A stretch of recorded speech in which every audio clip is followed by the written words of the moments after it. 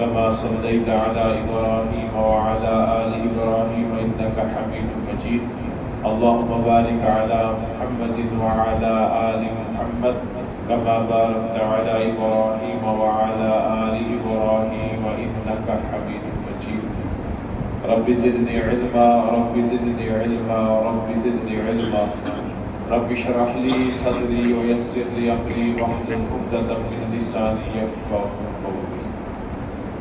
تمام تعریفیں ثنائے حمد اللہ رب العزت کے لیے جو خالق کائنات مالک ارض و سما اور رازق کل مخلوقات ہے. درود و سلام وہ بے شمار بے انتہا آقائے دو جہاں محبوب خدا سرکار دو عالم ہادی برحق امام الانبیاء فخر الانبیاء ساقی کوثر شافی محشر شفیع المذنبین خاتم النبیین حضور اکرم صلی اللہ علیہ وآلہ وسلم کی ذات مبارکہ پر. اسی طرح اللہ رب العزت تمام صحابہ کرام اولیاء اللہ مفسرین محدثین فقہاء دین و علماء اربعہ کی قبول پر کروڑوں رحمتوں کا نزول فرمائے. جتنے بھی اہل اسلام حالت ایمان کے ساتھ اس دنیا سے رخصت اللہ سب کی بخشش و مغفرت فرمائے اور جتنے بھی زندہ اللہ ہر فتنے سے آزمائش سے بیماری سے مصیبت بلا وبا سے حفاظت فرمائے. سب سے پہلے حافظ ارسلان صاحب مبارکباد کے مستحق ہیں جنہوں نے محض اللہ کے فضل سے اس کی توفیق سے نماز تراویح میں قرآن مجید مکمل کیا. اللہ تعالیٰ ان کی اس سیئ حسنہ کو اپنی بارگاہ میں قبول و منظور فرمائے. اور جن لوگوں نے جن مقتدیوں نے نمازیوں نے یہاں پر تراویح اہتمام کے ساتھ پڑھی اللہ تعالیٰ ان کی ان تراویح کو بھی اپنی بارگاہ میں قبول فرمائے. لفظ قرآن خود ہی اس بات کا شاہد ہے جیسے کہ اہل لغت نے یہ بیان کیا ہے کہ لفظ قرآن کے دو معنی ہیں. لفظ قرآن کے دو معنی ہیں. ایک معنی مبالغہ. مبالغہ کہتے ہیں کسی چیز کو حد سے زیادہ بیان کرنا. اور اگر ہم لفظ قرآن کی طرف غور کریں تو یہ مبالغے کا صیغہ ہے اور جس کا معنی اس صورت میں ہوگا ایسی کتاب ایسا کلام جو سب سے زیادہ پڑھا جائے. اور اس بات پر کوئی ہمیں اپنی طرف سے بات بڑھانے کی ضرورت ہی نہیں. حقیقت بھی بالکل اسی طرح ہے کہ اس دنیا میں اگر کوئی کتاب سب سے زیادہ پڑھی جاتی ہے تو وہ قرآن مجید فرقان حمید ہے. ابھی تراویح میں فقط ایک قرآن مجید مکمل ہوا ہے اس مسجد میں اور آپ کے اس شہر میں بیسیوں سینکڑوں مساجد, آپ کے صوبے میں ہزاروں مساجد, آپ کے ملک میں لاکھوں مساجد, دنیا میں کروڑوں مساجد اور پھر ہر مسجد کا ایک قرآن ہو تو فقط رمضان میں حافظ قرآن مساجد میں نماز تراویح میں کروڑوں قرآن ختم کر رہے ہیں. یہ تو وہ قرآن ہے کہ جو یہ آپ کو نظر آ رہا ہے پڑھا جا رہا ہے, یہ آپ کو سمجھ میں آ رہا ہے کہ یہ پڑھا جا رہا ہے جس کے آپ شاہد ہیں. لیکن اس مصلی تک پہنچنے سے پہلے ان قاری صاحب نے ان حافظ صاحب نے صبح سے لے کر نماز عشاء تک کتنی مرتبہ اس کی دہرائی کی ہوگی اس کو شمار ہی نہیں کیا جا سکتا. اور پھر اس کے بعد اس سے پہلے جب حافظ صاحب حافظ نہیں تھے اور جب وہ اس قرآن مجید کو حفظ کر رہے تھے, جب ان کو 4 لائنیں 5 لائنیں ایک رکوع پھر سبق پھر سبقی پھر منزل, جب یہ قاری صاحب کو سنانے کے لیے اپنے آپ کو تیار کیا کرتے تھے, اس کو دہرایا کرتے تھے, اس پڑھے ہوئے کو بھی شمار نہیں کیا جا سکتا. اور پھر ہم جو تلاوت کرتے ہیں جو ہمارے گھروں میں تلاوت ہوتی ہے تو لہٰذا جیسے کہ یہ لفظ قرآن اپنے ہی معنی پر خود شاہد ہے کہ میں ایسی کتاب ہوں جو سب سے زیادہ پڑھی جاتی ہے اور اس میں کوئی دوسری رائے ہو نہیں سکتی۔ دوسرا معنی اس کا، اسی لفظ قرآن کا اہل لغت نے دوسرا معنی بھی مراد دیا ہے کہ جس میں ہر چیز کو بیان کر دیا جائے، تبیانا لکل شیء۔ ایک قرآن کا معنی ہو گیا سب سے زیادہ پڑھی جانے والی کتاب، اور اسی لفظ قرآن کا اہل لغت نے اس کا دوسرا معنی بھی بیان کیا کہ ایسی چیز، ایسی کتاب جس میں کسی چیز کو چھوڑا نہ جائے اور اس میں بھی کوئی دوسری رائے نہیں ہے۔ اللہ رب العزت نے جو سلسلہ انبیاء کا حضرت آدم علیہ السلام سے شروع کیا تھا، اس سلسلے کو امام الانبیاء خاتم النبیین حضور اکرم صلی اللہ علیہ وسلم پر ختم فرمایا۔ اب ہمارا ایمان، ہمارا عقیدہ، ہماری پہچان یہ ہے کہ حضور اکرم صلی اللہ علیہ وسلم اللہ کے آخری نبی ہیں، لہٰذا آپ پر جو کتاب اتاری گئی قرآن مجید فرقان حمید کی صورت میں، وہ آخری اللہ کی کتاب ہے۔ اس کے بعد نہ کوئی وحی اترے گی، نہ کوئی رسول، پیغمبر اور نبی آئے گا جو اس طرح کا دعویٰ کرے، نبی آئے گا جو اس طرح کا دعویٰ کرے گا وہ جوتے کھانے کے قابل ہوگا، نبی نہیں ہو سکتا۔ تو لہٰذا اس لیے اللہ تعالیٰ نے اپنا آخری پیغام جب دنیا کے لیے بھیجا اور نبی اکرم صلی اللہ علیہ وسلم کے قلب اطہر پہ نازل فرمایا، تو پھر کچھ چیز چھوڑی نہیں، کیونکہ چیزیں مکمل ہو رہی ہیں، دین مکمل ہو رہا ہے۔ اللہ رب العزت خود اعلان فرما رہے ہیں الیوم اکملت لکم دینکم واتممت علیکم نعمتی ورضیت لکم الاسلام۔ آج کے دن ہم نے اپنے دین کو مکمل کیا اور ہم نے اپنی نعمت کو مکمل کیا، ہم ایک ہی بات پہ تم سے راضی ہوں گے اور وہ ہے تمہارا دین اسلام کو قبول کرنا۔ تو پھر دوسرا معنی جو اہل لغت نے بیان کیا وہ بھی اپنے لفظ کے اعتبار سے، اپنے نام کے اعتبار سے، جیسے ہمارے ہاں ایک لفظ بولا جاتا ہے اسم و مسمى، جیسا نام ہے ویسا بندہ ہے، جیسا نام ہے ویسا اس کا کام ہے۔ یہ بندہ اپنے نام پر پورا سچا اترتا ہے، ایسے ہی قرآن مجید جیسا نام ویسا اس کا کام، ایسی کتاب کہ جو سب سے زیادہ پڑھی جاتی، لفظ قرآن کا بھی یہی معنی، اور ایسی کتاب کہ جس میں اللہ نے کوئی چیز چھوڑی نہیں انسانوں کی رہنمائی کے لیے، ہماری ہدایت کے لیے، ہمارے صراط مستقیم کے لیے۔ صرف کمزوری یہ ہے کہ ہم اس قرآن سے اپنی ہدایت کے راستوں کو تلاش نہیں کرتے۔ تو پہلی تو یہ بات ہو گئی کہ آج ہم نے وہ کتاب مکمل کی، آج ہم نے تراویح میں اس قرآن کو مکمل کیا کہ جو سب سے زیادہ پڑھی جاتی ہے اور جس میں اللہ تعالیٰ نے انسانوں کی رہنمائی کے لیے ہر طرح کی چیز کو بیان کر دیا ہے، کوئی جوڑ چھوڑا نہیں ہے، کوئی فرق چھوڑا نہیں ہے، صرف ہماری کمزوری ہے کہ ہم اس سے رہنمائی حاصل نہیں کرتے۔ دوسری بات، میں نے ایک حدیث مبارکہ آپ کے سامنے پڑھی ہے۔ نبی اکرم خاتم النبیین حضور اکرم صلی اللہ علیہ وسلم نے ارشاد فرمایا لا تقوم الساعہ، قیامت نہیں آئے گی حتی یقال علی الارض اللہ اللہ، یہاں تک کہ جب تک زمین کا اللہ کا نام لیا جاتا۔ آج دنیا جو مرضی دعویٰ کر لے، جو مرضی بات کر لے، جیسی مرضی بات بنا لے، اپنی جیسی مرضی سائنس کا اور اپنی جدید ٹیکنالوجی کا اعلان کر دے کہ فلاں چیز نے اس دنیا کو آفتوں سے بچایا ہوا ہے، فلاں چیز نے اس دنیا کو حادثات سے بچایا ہوا ہے، فلاں مشین نے اس دنیا کو کسی بھی طرح کی مصیبت سے بچایا ہوا ہے، یہ ان کا دعویٰ ہے پھس-پھسا، جس کی کوئی حقیقت نہیں ہے۔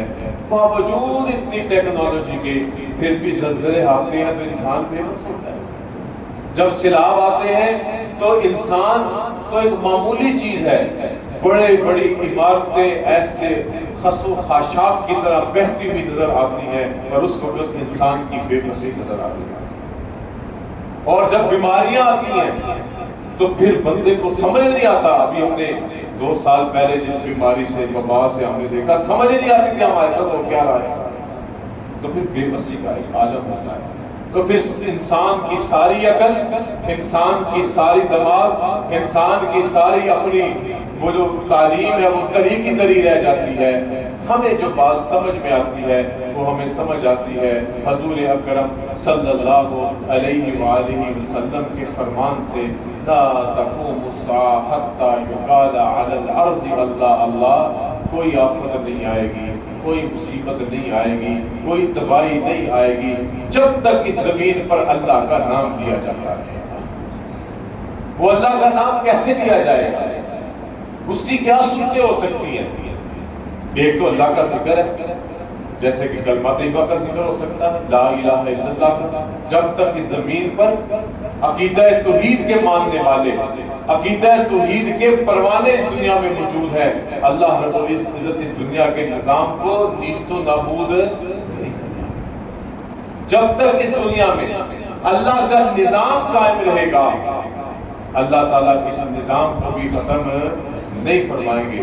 جب تک اس دنیا میں اللہ کی عبادت ہوتی رہے گی, چاہے وہ عبادت بدنی عبادت کی صورت میں ہو, نماز روزہ کی صورت میں ہو, چاہے وہ مالی عبادت کی صورت میں ہو, زکوٰۃ صدقات کی صورت میں ہو, چاہے وہ مالی و بدنی عبادت کا مجموعہ حج بیت اللہ کی صورت میں ہو, جب تک یہ عبادتیں کیا ہیں؟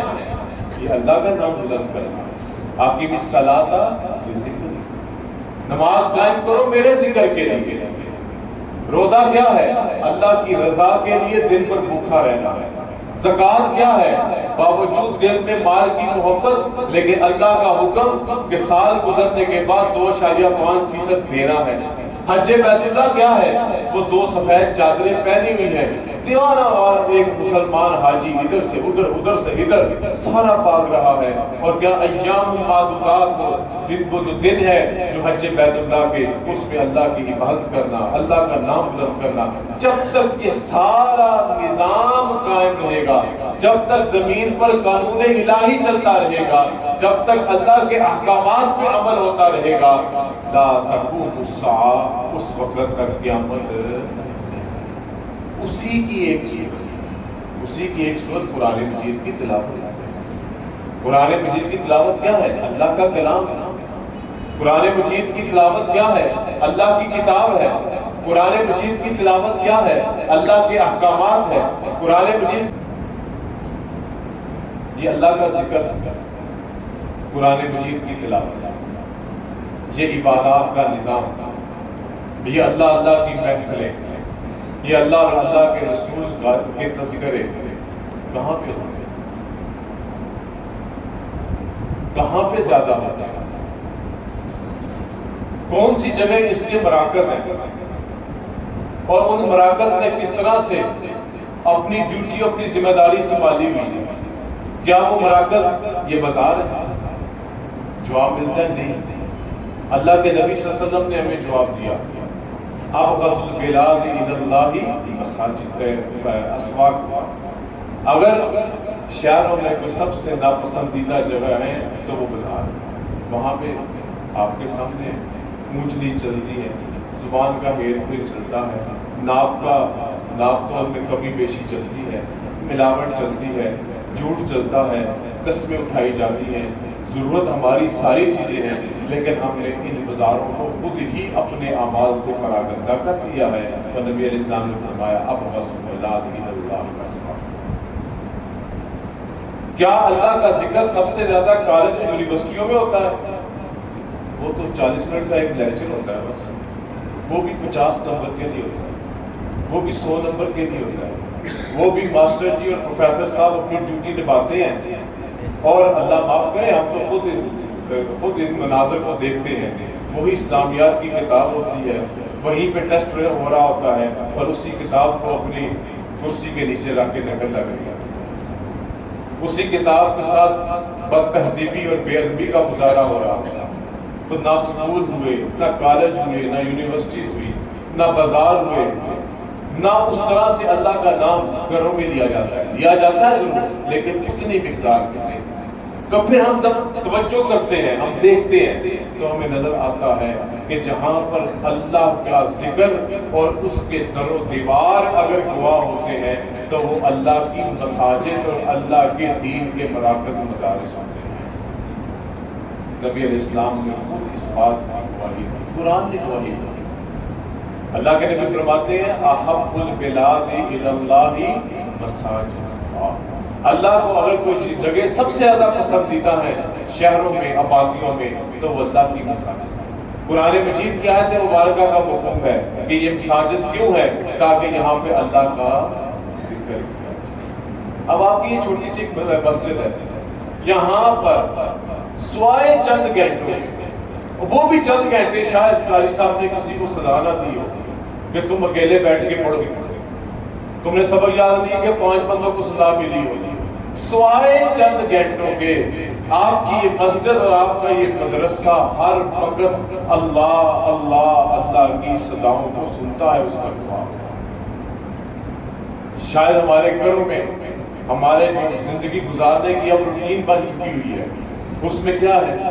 ہمارا کھانا پکانا بھی ہے، ہماری گپ شپ بھی ہے، مہمان نوازی بھی ہے، پھر موبائل بھی ہے، پھر ٹی وی بھی ہے، پھر فلاں فلاں فلاں بھی ہے۔ پتہ کیا چلتا ہے؟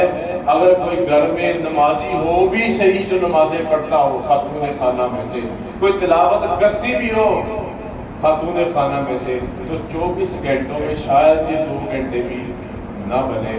لیکن یہ مساجد، یہ مدارس، یہ ایسے قرآن کے اللہ کے ذکر کے مراکز ہیں کہ یہاں پہ شاید 3-4 گھنٹے ہو کہ جب یہ دیواریں اللہ کا نام سنتی نہ ہو، وگرنہ ہر وقت یہاں پہ قرآن کی تلاوت ہوتی۔ جو میں نے آپ کے سامنے حدیث رکھی، لا تقوم الساعة حتى يقال على الارض اللہ اللہ، قیامت نہیں آئے گی جب کہ زمین پر اللہ اللہ کا نام لیا جائے گا۔ تو پھر معلوم کیا ہوا؟ اگر آسمانوں سے آنے والی آفتوں کو، آسمانوں سے آنے والی مصیبتوں کو کسی نے روک رکھا ہے تو وہ آپ کی مساجد اور آپ کے مدارس ہیں کہ جہاں پر سب سے زیادہ اللہ کا نام لیا جائے۔ ہم موبائل بنانے والے سائنسدان کے تو بڑے قائل ہوئے ہیں، اس کی محنت کا بڑا شکریہ ادا کرتے ہیں، اس کو بڑا اچھا سمجھتے ہیں۔ جس نے موٹر سائیکل بنائی، ہم نے کہا بڑا زبردست آدمی تھا۔ جس نے کوئی کار بنا دی، اس نے کہا یہ بڑا زبردست سائنٹسٹ تھا۔ ہم نیوٹن کا نام لیتے تھکتے نہیں ہیں، فلاں فلاں فلاں فلاں۔ ہم ان لوگوں کا نام کیوں نہیں لیتے جن کے متعلق نبی کریم صلی اللہ علیہ وسلم نے اپنی حدیث مبارکہ میں یہ فرمایا کہ قیامت، تباہی، ہلاکت، آفتیں، مصیبتیں، بلائیں، وبائیں اگر کسی نے روک رکھی ہیں تو اللہ والوں نے روک رکھی ہے، اللہ کا نام لینے والوں نے روک رکھی ہے، اللہ کی عبادت کرنے والوں نے روک رکھی ہے، اللہ کے قرآن کی تلاوت کرنے والوں نے روک رکھی ہے، اللہ اللہ کی صدائیں بلند کرنے والوں نے روک رکھی ہے، اللہ کی شریعت کو نفاذ کی کوششیں کرنے والوں نے روک رکھی ہے۔ آج بھی اس دور میں کوئی اللہ کا نام بلند کرتا ہے، وہ ہم پہ احسان کرتا ہے کہ اس نے اللہ کی طرف سے آنے والی آفتوں کو، مصیبتوں کو، بلاؤں کو۔ تو لہذا آج کی اس مجلس کا یہی پیغام ہے، ایک تو ہم اپنی زندگیوں میں اللہ کے نام کو بلند کرنے والے جتنے بھی طریقے، جتنے بھی اسباب ہیں، ان سب کو اپنی زندگیوں میں زندہ کریں۔ اور معذرت کے ساتھ آپ سب کے ساتھ یہ گلہ ہے، اس دفعہ ہماری مسجد آباد نہیں ہو سکتی، فجر سے لے کے تراویح تک آباد نہیں ہو سکتی۔ سب سے پہلے اس کا ذمہ دار میں اپنے آپ کو سمجھتا ہوں، تو میری ذمہ داری ہے کہ میں آپ لوگوں کو مسجد کی طرف متوجہ کروں، اور میں اس میں اپنے آپ کو اس حوالے سے میں اپنی غلطی کو ماننے میں ذرا برابر بھی پیچھے نہیں رہتا۔ ماننی چاہیے غلطی، تو اصلاح کے راستے کھلتے ہیں۔ میں سب سے بڑی ذمہ داری فجر کے درس کے نہ ہونے کو سمجھتا ہوں۔ اس فجر کے درس کے نہ ہونے کی وجہ سے ہم آج ہمارے بچپن میں ایک نقطہ نظر تھا، ایک سوچ تھی، جو تراویح نہیں پڑھتا اس کا روزہ نہیں ہوتا۔ اور آج اتنی آسانی پیدا ہو گئی کہ اللہ نے رمضان کا مہینہ دیا، یہ تراویح پڑھنا سنت موقع دا، ہم نے کہا خیر ہے، سنت ہی تو ہے۔ اور پھر کچھ یہ ٹی وی پہ آنے والوں نے بھی ہمیں کہا کوئی بات نہیں، اس سے کیا ہوتا ہے، کچھ نہیں ہوتا۔ کہ اللہ نے رمضان میں ہمارے لیے عبادت کا ایک موقع مقرر کیا اور خلفائے راشدین کے زمانے سے پھر کیا دلیل دیتے ہیں کہ جی نبی کریم صلی اللہ علیہ وسلم نے 3 دن تو تراویح پڑھی تھی، پڑھی نہیں تھی۔ ایک بات یاد رکھیں اصولی طور پر، اہل سنت والجماعت کا یہ اصول اور موقف ہے، سنت وہ ہوتی ہے جس کو نبی کریم صلی اللہ علیہ وسلم کے بعد خلفائے راشدین نے بھی کیا۔ تو حضرت عمر فاروق کے زمانے میں ہوئی ہے تراویح، کیوں نہیں ہوئی؟ پھر یہ بحث ہوتی ہے جی لفظ تراویح تو قرآن و سنت میں ملتے ہی نہیں ہے۔ قرآن و سنت میں اور بھی بہت سے لفظ نہیں ملتے جو بعد میں فقہاء نے ان اصطلاحات کو دین اسلام کا جز بنایا ہے۔ تو لہٰذا یہ ایک کمزوری ہمارے اندر رہی، کمی رہی، آج ہمیں اس کا اعتراف کرنا چاہیے اور آئندہ اس کا سدباب مل کے کرنا چاہیے۔ اگر ہماری مسجدیں آباد ہوں گی، یقین کیجئے ہم سے بلائیں ہٹ جائیں گی، وبائیں ہٹ جائیں گی، ہم سے اللہ تعالیٰ مصیبتوں کو دور کر لیں گے، ہمارے گھروں میں برکتوں کا نزول ہوگا۔ دیکھیں نبی کریم صلی اللہ علیہ وسلم جب مدینہ طیبہ تشریف لے گئے، آپ نے سب سے پہلے مسجد نبوی تعمیر فرمائی، اپنا گھر بار میں تعمیر۔ جب تک مسجد نبوی تعمیر نہیں، آپ کے حجرات تعمیر نہیں ہوئے۔ آپ حضرت ابو ایوب انصاری رضی اللہ تعالیٰ عنہ کے گھر میں اس وقت تک قیام پذیر رہے جب تک مسجد نبوی تعمیر ہونے کے ہوئی، تو پھر آپ کے حجرات بنے۔ آج ہمیں اپنی مساجد کو، اپنی مدارس کو آباد کرنا ہے۔ آفتوں کو، مصیبتوں کو، بیماریوں کو اگر ٹالنے والی ہمارے پاس کوئی ٹیکنالوجی ہے تو وہ اللہ کا سکتا ہے۔ ہمارے پاس کوئی مشین ہے تو یہ مسجدیں، یہ مدارس ہیں۔ ہمارے پاس کوئی کارکن ہے تو یہ مولوی، یہ حافظ، یہ قاری مدرسے کے طالب علم ہے۔ لاکھ ان میں کمزوریاں کوتاہیاں ہوں، لیکن کم از کم نہ ہونے سے کچھ ہونا تو قرب قیامت میں ہم دونوں کو ایک دوسرے سے گزارا کرنے پڑے گا، کسی دینے نہیں آنا۔ آپ کو میرے ساتھ گزارا کرنا پڑے گا، مجھے آپ کے ساتھ گزارا کرنا پڑے گا۔ اگر یہ گزارا اچھا ہو جائے تو بہت اچھی بات ہے، ہماری دنیا بھی سنور جائے گی، آخرت بھی کامیابی والی ہو جائے گی انشاءاللہ۔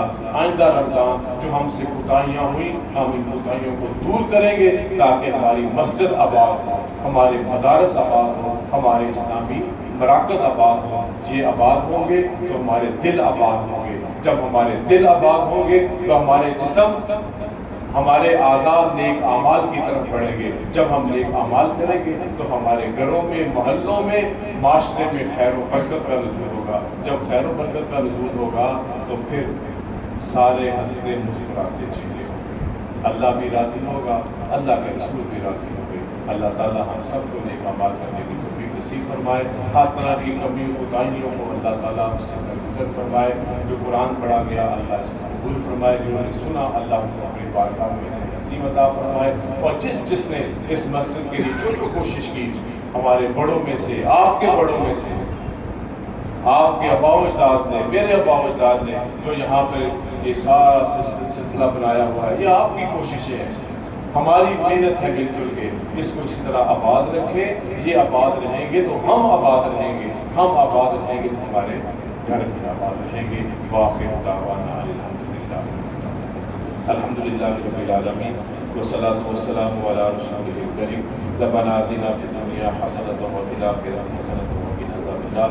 ربنا لا تزغ قلوبنا بعد إذ هديتنا وهب لنا من لدنك رحمة إنك أنت الوهاب۔ ربنا اغفر لنا من كل ذنوب السماء والكبائر، اللهم إنا نسألك العفو والعافية في الدين والدنيا والآخرة، اللهم إنا نسألك الجنة ونعوذ بك من عذاب القبر، ونعوذ بك من فتنة المسيح الدجال، ونعوذ بك من فتنة المحيا والممات۔ یا رب العالمین، تم سب کے ہر قسم کے صغیرہ کبیرہ چھوٹے بڑے گناہوں کو معاف فرما۔ یا رب العالمین، رمضان المبارک کی برکتوں سے ہماری ہر طرح کے گناہوں کو، چھوٹی بڑی غلطیوں کو درگزر فرما۔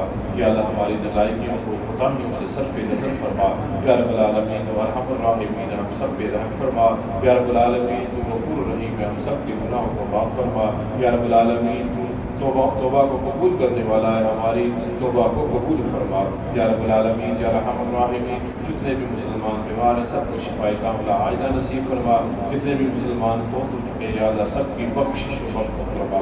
خصوصی طور پر حاضرین مجلس، اس مسجد کے آباد کرنے والے بانی میں سے ہمارے مولوی حنیف صاحب ان کی اولاد موجود ہے یا اللہ ان کی بخشش فرما، حافظ عارف صاحب کے والد صاحب کو یا اللہ ان کی بخشش فرما، یا اللہ اس طرح الحاجی اللہ رکھا صاحب یا اللہ ان کی بخشش فرما، یا اللہ ان سب کے گھروں کو آباد فرما، یا رب العالمین میرے والد محترم دادا جی یا اللہ ان کی بھی بخشش و مغفرت فرما، ان کے بھی درجات کو بلند فرما، یا اللہ ہماری نسلوں سے دین کا کام لے لے، یا اللہ ہماری نسلوں کو اپنے دین کے لیے قبول فرما، ہماری نسلوں کو اپنے دین کے لیے قبول فرما، ہمیں خیر اور نیکی کے کام کرنے میں یا اللہ بڑھ چڑھ کر حصہ لینے کی توفیق نصیب فرما، یا رب العالمین جو قرآن پڑھا گیا یا اللہ حافظ السلام کی صحیح اسنا کو قبول و منظور فرما، نظر بد سے محفوظ فرما، یا رب العالمین جنہوں نے سنا یا اللہ ان کی بھی صحیح اسنا کو اپنی بارگاہ میں قبول و منظور فرما، یا اللہ اس مسجد کو آباد فرما، یا اللہ اس مدرسے کی ضروریات کو غیب سے پورا فرما، یا اللہ اس کی ضروریات کو غیب سے پورا فرما،